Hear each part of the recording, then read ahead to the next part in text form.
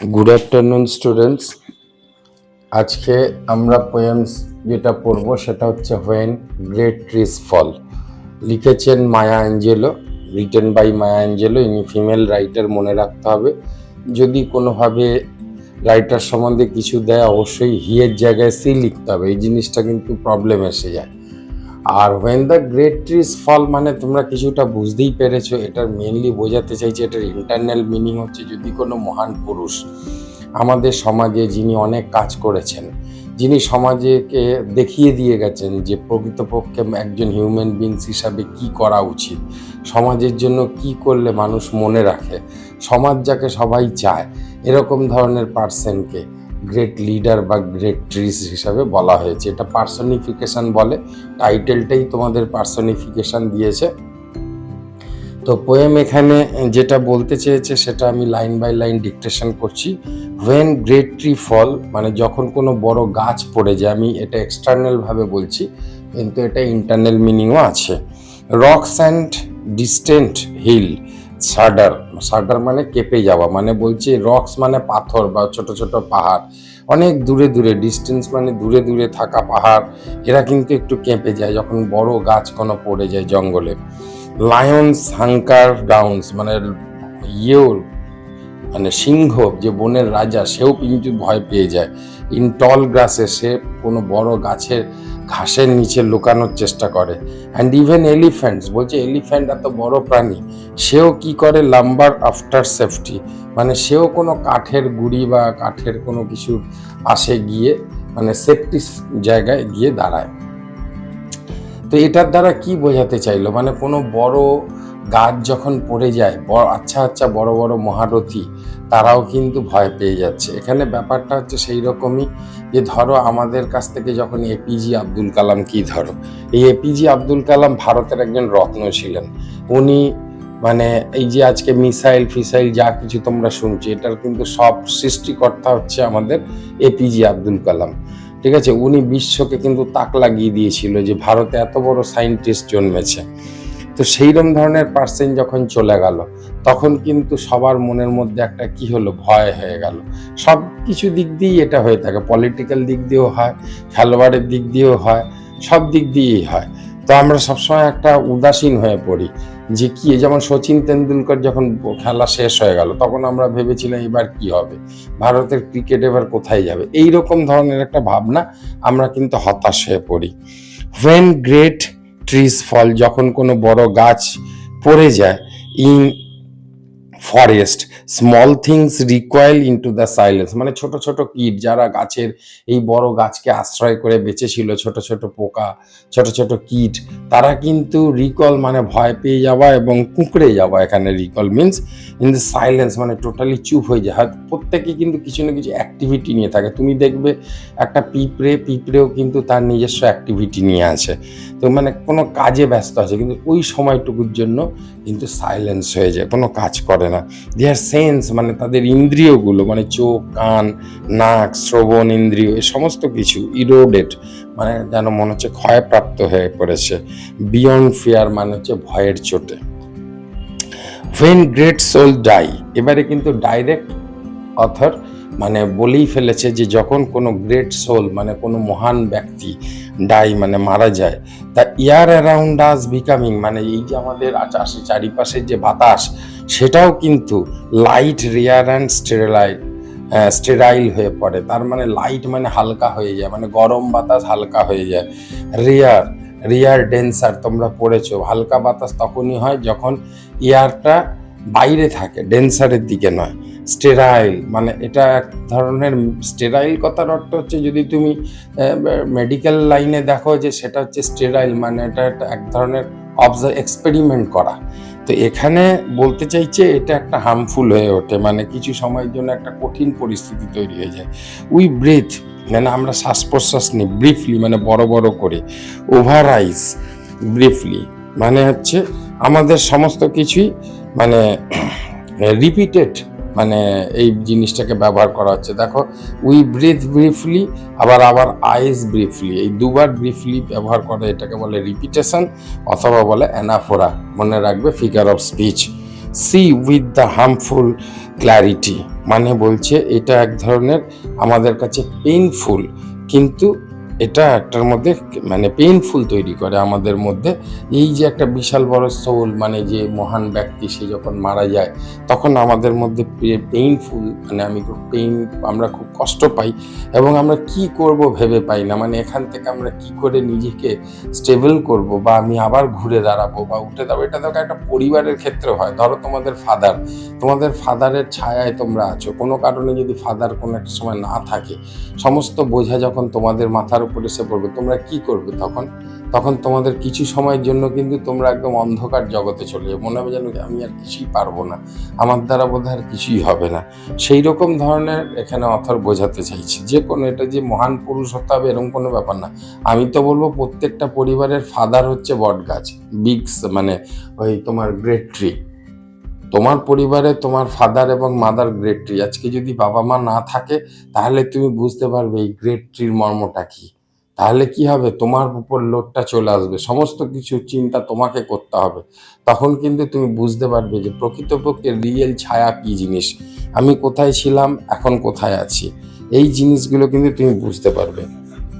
Hour memory suddenly sharpen and examine, কিন্তু বলতে চাইছে সবসময় যে একই রকম দুঃখ থেকে থাকবে তা না, তার মধ্যে থেকেও তোমাকে ঘুরে দাঁড়াতে হবে, তুমি নিজেকে উপস্থাপন করবে। এবং বলছে সাডেনলি শার্পেন মানে হচ্ছে ধারালো হয়ে যাও, মানে এই ভাবতে ভাবতে কষ্ট পেতে পেতে তুমি মানে আঘাত পেতে পেতে কিন্তু শার্প হয়ে উঠবে, এক্সামিন হয়ে উঠবে। তুমিও বুঝতে শিখবে যে না, এইভাবে দিনের পর দিন একজন মানুষের ওপর কেউ ডিপেন্ডেন্ট থাকে না, আমাকেও ঘুরে দাঁড়াতে হবে। তারপরে হচ্ছে এখানে হচ্ছে তোমার নিউজ, মানে on kinds the word the unsaid. আর তোমার কি হবে, তোমার মনের মধ্যে একটা খুসখুস হবে। এখানে নিয়ট কথার অর্থ হচ্ছে মানে মনের মধ্যে একটা মানে কোনো একটা বিষয় নিয়ে ডিস্টারবেন্স তৈরি হওয়া। Unsaid promised work never taken, আমি একটা কোনো কথা যেটা আগে কখনো বলতে পারিনি, এ বাবা আমি তোমাকে খুব ভালোবাসি, এই জিনিসটা বাবা যতদিন বেঁচে থেকেছে আমি বলতে পারিনি। ধরো তোমার ক্ষেত্রে বলছি আর কি, কিন্তু পরে অনুশোচনা হচ্ছে, আরে বাবা যখন ছিল তখন বলতে পারলাম না, আজ বাবা নেই, আমার মনের মধ্যে সেই কথাগুলো ভেসে বেড়াচ্ছে, বাবাকে বললে বাবা কত খুশি হতো, কিন্তু আমার মনের কথাটা বাবাকে ডেসক্রাইব করতে পারিনি। এই যে মনে করো এই ভাবনা বা এই যে অনুশোচনা, এই অনুশোচনাটা তোমাকে বারবার কি করছে না, কামড় দিচ্ছে আর কি, তোমার মনের মধ্যে একটা বিচলিত তৈরি করছে। ঠিক আছে, তুমি সবসময় রিয়েলাইজ করছো যে এটা কেন করতে পারলাম না। Our memory suddenly sharpened, examine and news on the finds words the unsaid promised work never taken। এটা তো আমি বললাম যে আমরা যে কথাগুলো বাবাকে বলতে পারিনি সেগুলো আজকে মনে পড়ছে যে আমরা কেন বলতে পারিনি, বললে খুব ভালো হতো। নেক্সট প্যারা হচ্ছে great soul die and our reality bound to them takes leave of us. তার মানে আমরা যখন, আমার বাবা যখন বেঁচে ছিলেন বা যারা মহান পুরুষ তারা যখন বেঁচে, তাদের যে একটা নিয়মানুবর্তিতা সেইটার সঙ্গে আমি খাপ খাইয়ে নিয়েছিলাম। ধরো তোমার বাবা রোজ তোমাকে সকালবেলা পড়তে বসাতো, তোমাকে এই করতে একটা রুটিন করে নিয়েছিল, কিন্তু এখন কিন্তু যখন তার অবর্তমান তৈরি হয়েছে, তোমার সেই প্র্যাকটিসগুলো, তোমার যে সেই মানে রেগুলারিটিগুলো, সেগুলো আস্তে আস্তে কি হচ্ছে না, আওয়ার সোল ডিপেন্ড আপন দেয়ার নার্চার, মানে যারা লালন পালন করা, নাও স্ট্রিং মানে এখানে সংকুচিত হয়ে যাওয়া, উইজেন্ট মানে বুড়ো হয়ে যাওয়া, আবার mind form and inform by their radiance, মানে আমাদের শরীরের মধ্যে যে সেই তেজ বা সেই শক্তি, সেগুলো যেন ফল হবে, মানে আস্তে আস্তে দূরে চলে যাচ্ছে। অর্থাৎ আমরা যেগুলো শিখেছিলাম তুমি থাকাতে, গ্রেট পার্সন থাকাতে, বা ফাদারের কথাই তুমি ভাবো, তিনি যে একটা ডিসিপ্লিনারি ওয়েতে আমাদেরকে চালিয়েছিলেন, সেখান থেকে যেন আমরা আস্তে আস্তে দূরে সরে যাচ্ছি। We are not so much the maddened কথার অর্থ হচ্ছে যে তাই বলে যে আমরা পাগল হয়ে যাচ্ছি তা নয়। উই রিডিউসড মানে আমার কমে যাচ্ছে টু দ্য আনআটারেবল ইগনোরেন্স, মানে আমাদের যে সেই যে মানে যেটা জানা ছিল, যে অভ্যাসটা ছিল, সেখান থেকে আমরা দূরে সরে যাচ্ছি। অফ ডার্ক কোল্ড কেভ মানে হচ্ছে মনে হচ্ছে না আমরা কোনো অন্ধকার গুহার মধ্যে, যেখানে অজ্ঞতা রয়েছে, সেই রকম জায়গায়। আচ্ছা, তার আগে বলি, আনআটারেবল কথাটা হচ্ছে নট স্পিক, মানে কিছু বলতে না পারা। আর অফ ডার্ক কোল্ড কেভ মানে হচ্ছে আমরা যেন কোনো গভীর অন্ধকার একটা গুহার মধ্যে ঢুকে গেলে যেমন কিছুই দেখা যায় না, কিছুই বোঝা যায় না, কি করব ভেবে পাই না, সেই রকম একটা অনুভূতি বা মনোভাব কিন্তু আমাদের মধ্যে তৈরি হচ্ছে। অর্থাৎ আমরা কি করব, ভবিষ্যতে কি হবে, কাল থেকে আমাদের কি হবে, সেইটা কিন্তু আমরা বুঝে উঠতে পারি না। অর্থাৎ মানে তখন আমাদের মধ্যে সেই ম্যাচুরিটিটা থাকে না, কিন্তু ডে বাই ডে ধীরে ধীরে সেটার পরিবর্তন অবশ্যই হয়। And when great soul die, যখন কোনো মহান ব্যক্তি মারা যায়, আফটার এ পিরিয়ড মানে কিছু সময় পরে, পিস ব্লুমস মানে হচ্ছে শান্তিপূর্ণ আবার ফিরে আসে। মানে কন্টিনিউ যে তোমার মধ্যে একটা বিষাদময় হয়ে উঠবে বা তুমি আপসেট হয়ে থাকবে সেরকম না, ওটাকে ওভারকাম করে মানুষ আসে, এটাই স্বাভাবিক, এটা হয়ে থাকে। বেশি সময়ের জন্য কিন্তু একই রকম ভাবে কখনোই দিন চলে না, সবসময় পরিবর্তনশীলতা আসে, স্লোলি অ্যান্ড অলওয়েজ ইরেগুলারলি, কিন্তু সেটা খুব ধীরে ধীরে এবং ইরেগুলারলি মানে এই আবার মন ঠিক হবে, আবার ভেঙে পড়বে, আবার ঠিক হবে, আবার ভেঙে পড়বে, এরকম ইরেগুলারলি হয়, কিন্তু হয়। স্পেস মানে হচ্ছে এখানে স্পেস বলতে চাইছে space fill with the kind of soothing electric vibration. বলছে এই যে প্লেস বলতে এখানে যে স্থানটা, মানে এই যে রেগুলার হওয়া, ইরেগুলার থেকে রেগুলার হওয়া, এই ফিলটা হতে যে আসে সেটা হচ্ছে এক ধরনের সুদিং ইলেকট্রিক ভাইব্রেশন, মানে কোনো একটা ইলেকট্রিক ভাইব্রেশন যেটা আমাদের জাগাতে সহযোগিতা করে, যেটা আমাদেরকে যেন নাড়িয়ে তোলে যে তুমি জাগো, তুমি ওঠো, তোমার ফাদার যেমন কাজ করেছে তুমিও পারবে, ইউ ক্যান ডু ইট, তুমি শুধু জাগো, তুমি ওঠো, তোমাকেও উঠতে হবে, এইরকম একটা কোনো একটা ভাইব্রেশন কিন্তু আমাদের জাগাতে সহযোগিতা করে। আবার সেন্স বলছে আমাদের যে এই যে সেন্স অফ অর্গানস রিস্টোর্ড, মানে তখন ওটা রিস্টোর্ড হতে থাকে।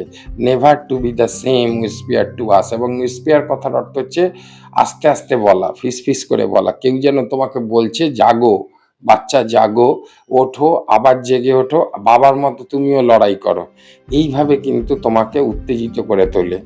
দে এক্সাইটেড মানে এইভাবেই সে এক্সাইটেড হয়ে ওঠে, দেন দে এক্সাইটেড রিপিটেডলি, এখানে দেখো বারবার দুবার এক্সাইটেড বলেছে, তার জন্য এটা রিপিটেশন বা অ্যানাফোরা বলতে হবে ফিগার অফ স্পিচে। উই ক্যান বি আমরা সেটা করতে সক্ষম হই। বি অ্যান্ড বি বেটার আরো ভালো, আরো ভালো, ভালোর থেকে আরো ভালো। ফর দে এক্সিস্টেড এটার মানে কি, তাকে বাঁচিয়ে রাখার জন্য, যে বাবা করে গেছে তার যে অনুপ্রেরণা আমি অনুপ্রাণিত হয়েছি, সেটাকে ধরে রাখার জন্য, বা মহান পুরুষ যারা আমাদের জ্ঞান দিয়ে গেছে তার যে মানে আদর্শ বা আইডিওলজি, সেটাকে ধরে রাখার জন্য আমরা কি করি, আরো থেকে আরো আরো ভালো হতে চাই, আমাদের মনের মধ্যে সেই জোর ফিরে আসে, এবং আমরা চাই যে না, আমাকে যা শিখিয়ে দিয়ে গেছি তার থেকে আরো দ্বিগুণ ভালো কিছু করব। এই হচ্ছে তোমার পোয়েমটার মূল বিষয়বস্তু। Thank you very much. যদি তোমাদের ভালো লেগে থাকে অবশ্যই লাইক করো, সাবস্ক্রাইব করো, বন্ধুদের কাছে শেয়ার করো। Thank you very much.